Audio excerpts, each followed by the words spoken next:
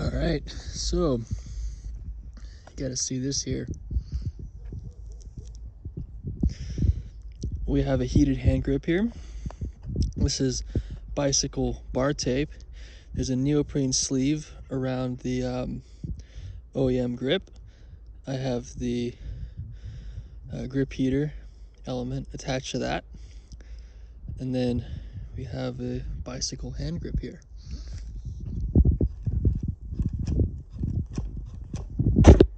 As you can see, still works.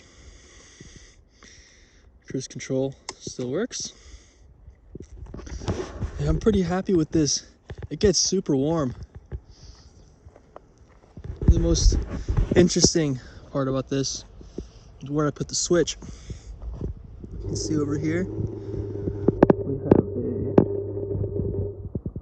a high and a low. So there's a high, off, and a low. The low will go to this resistor. Basically all it does is it reduces the power output that goes to the grip heater without changing the power that's coming from the battery. All right, so you got a high and a low. Of course, the high is better, right? I definitely debated about this, but you know, when I figured it out, I'm like, oh hey, I got a pretty good mounting spot. That's when I realized that, fuck it, I'll just use the switch, right? And yeah, basically I drilled this hole with a pocket knife. Oh shit, I wish I had the knife on me. I could show you. It's a German military Swiss Army knife. And yeah, I drilled the hole with the reamer tool, and then I twisted the knife to get the hole a little bit bigger to 13 millimeter. It might be a tad bigger, maybe like 13.2, something like that.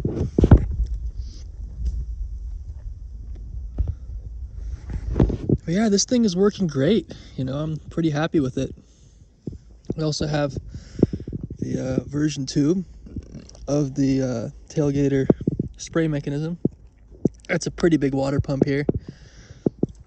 And what I've done is this belt retractor is going to be attached to my handlebar somehow.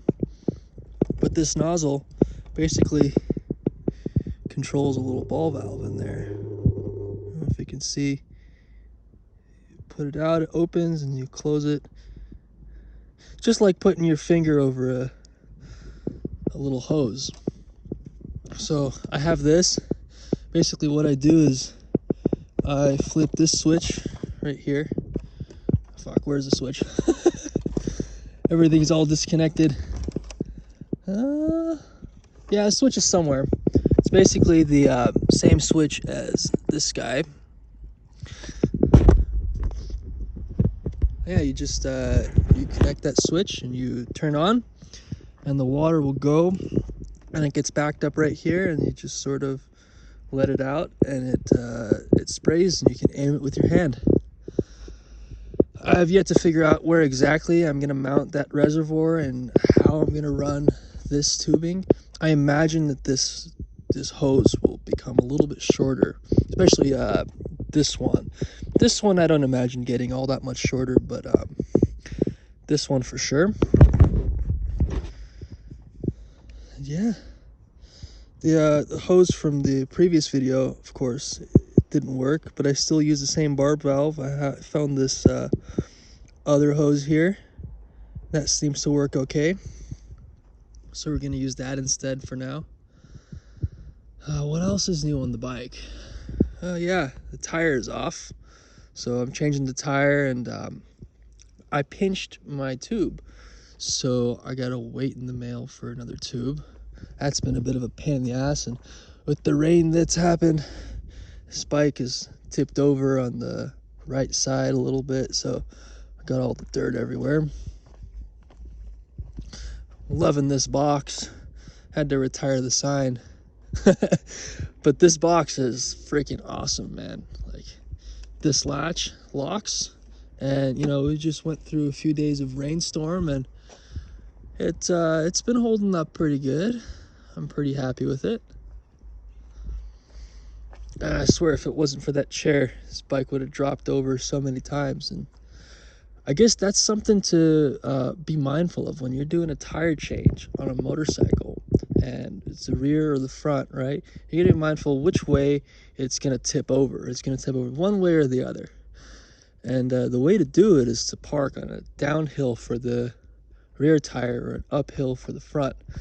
And especially with the rain, you got to be mindful about where the water starts collecting. So I found that the water was collecting all in the milk crate. These straps were getting soaked, and there was water kind of getting, for example, in these nuts here, and just all these different little nooks and crannies that are in the rear where water can collect. And it was causing the bike to sort of want to fall backwards. And of course the hill is slanted a little bit downhill this way, just ever so slightly, maybe a degree or two. So that might have something to do with it. One thing I gotta ask you guys, other Honda Trail 125 owners, this piece is, it's not really aligning all that well for me. You can see I got a zip tie in here because the clip won't actually install. I got maybe, like 10 of these spare clips. So yeah, if anybody wants to tell me why that's misaligned over there, or why those aren't, lining up, because it was perfect when I took it off, and I put it back on another time and it was good. And just these last couple times that I've taken it on and off, especially after I did my battery service, it's been not all that great. It still does its job, keeps the dust out and keeps shit out of there. That's fine. I think it's more just a cosmetic issue. 20 years down the line, if it was secured with a zip tie like this, man, I wouldn't give a shit. But this is a 2-year-old bike, 2021 model, almost 3 years, because it was bought in the end of 2020. Changed my license plate. Persians will know what that means. It basically translates to snake poison. It's like, damn it. Or like calling someone a motherfucker or something to that effect. It's really difficult to translate. Well, I've been thinking about this rear brake, and with the motorcycle, this is a motorcycle style brake, right? But I've been thinking about putting a little handbrake here, not only as a backup option in case that breaks or something, but I don't have a clutch lever, so that's something there. And I figure if I ever wanted a manual swap, I'll probably put a suicide shifter with the clutch handle and put the monkey transmission on there. The thing I like about the monkey transmission is the gears are a little bit farther apart and there are more of them, so the gear range is a lot wider. So I'm thinking maybe when I gotta change my clutch out, then I could probably just change out the whole transmission and mess with that. I really like the semi-auto, don't get me wrong, it's fucking awesome, but the gear range is very low, and compared to Trail 90, for example, where they have the low range and the high range, this doesn't have that. So when you're going up a gear or down a gear, that's it. There's no transfer case or no extra gears.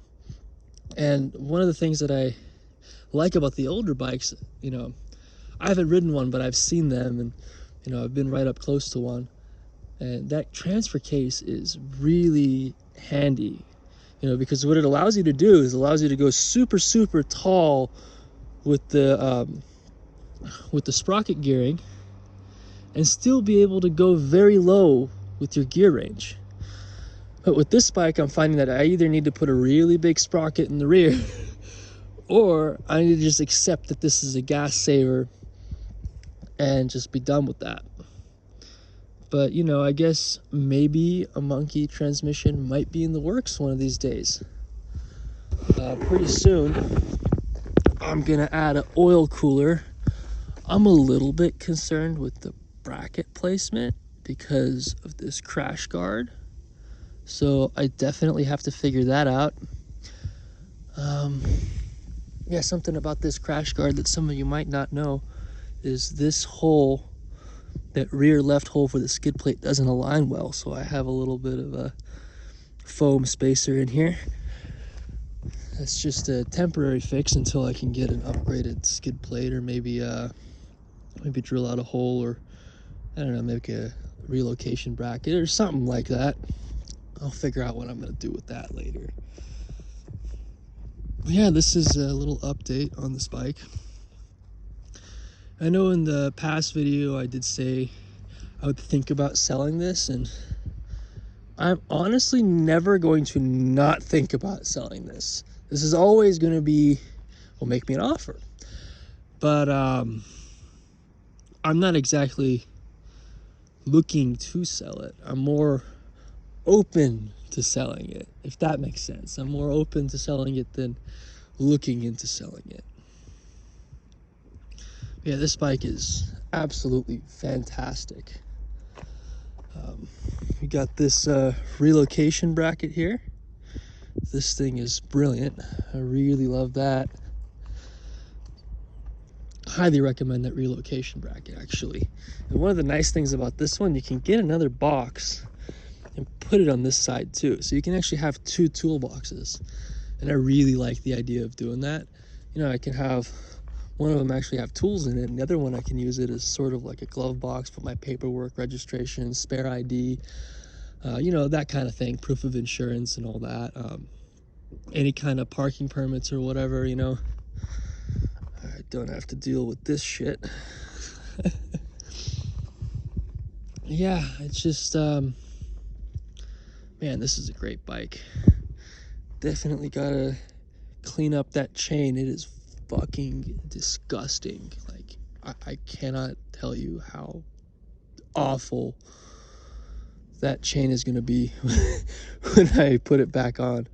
And I hope it's not rusted to bits, because wouldn't it suck to have your tire change all done and ready and then the chain's all rusted? Fuck. So yeah, about that chain, I have a chain cleaner coming soon. Not a chain cleaner, sorry, a chain oiler. I got a chain oiler coming in. And I'm thinking about putting this, putting the sprocket cover back on, and then maybe tapping a hole in there, and then mounting one of those chain cleaning brushes on like on a hinge, right? And then maybe putting like some kind of fastening mechanism, maybe like a thumb screw or something like that. And you know, just trying to make that work.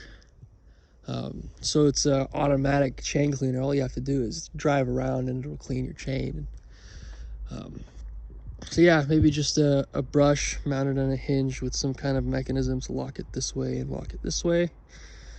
And then in that brush, tap a hole. I saw some Indian guy do a video on this. You tap a hole in that brush, and you got the you got some kind of like a gasoline spray mechanism. So it's actually spraying something that will clean the chain.